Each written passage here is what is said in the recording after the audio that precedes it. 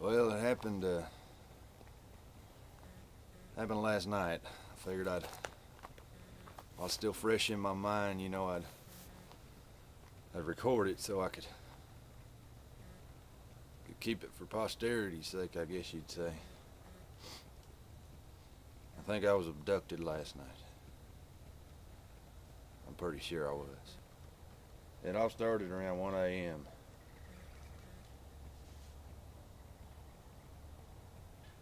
It may be around here right now.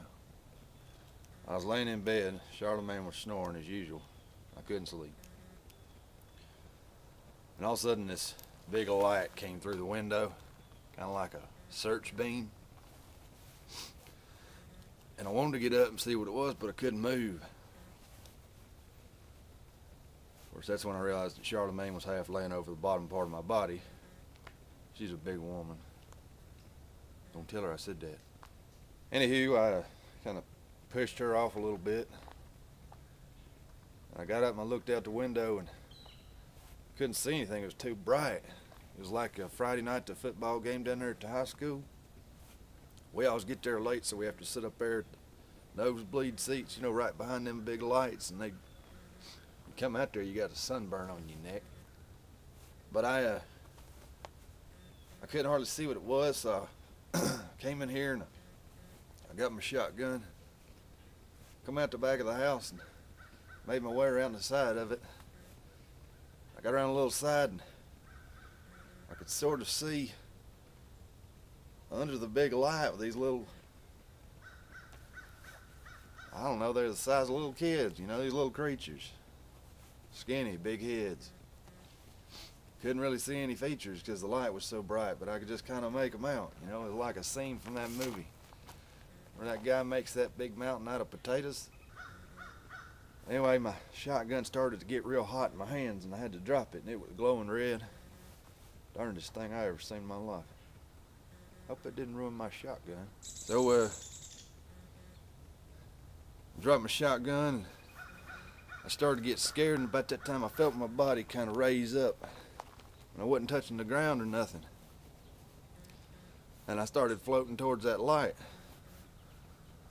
And I was hollering and hollering, but I couldn't hear myself. It was like you screaming, but you ain't got no voice,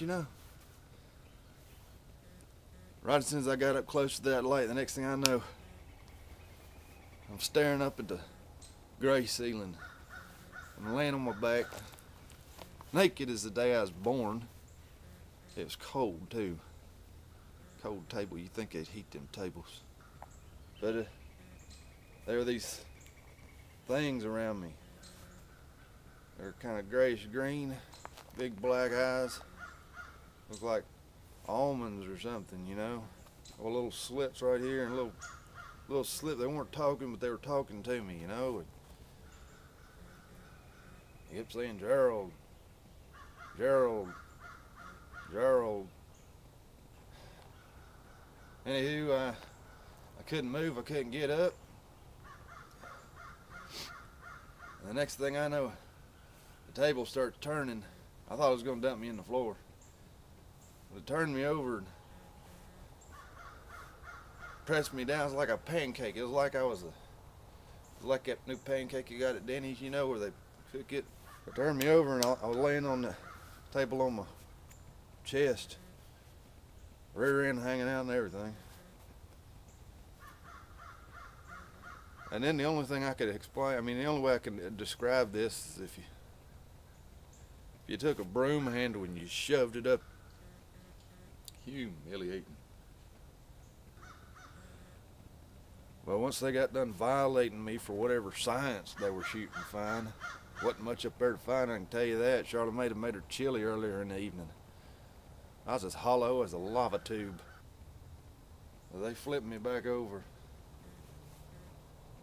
And I said, in my mind, I couldn't talk. I said, I want to go back to the trailer.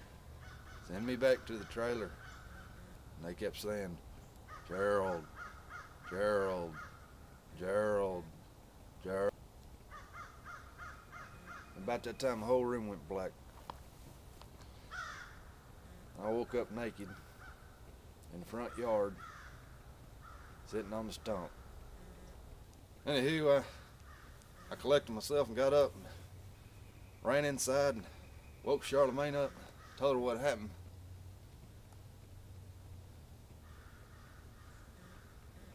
She said, "Gerald, I've seen you stoop to some low levels to get some, but this is ridiculous." I tried to convince her, but she wouldn't believe me. So I just went in there and watched Andy Griffith. Perverts.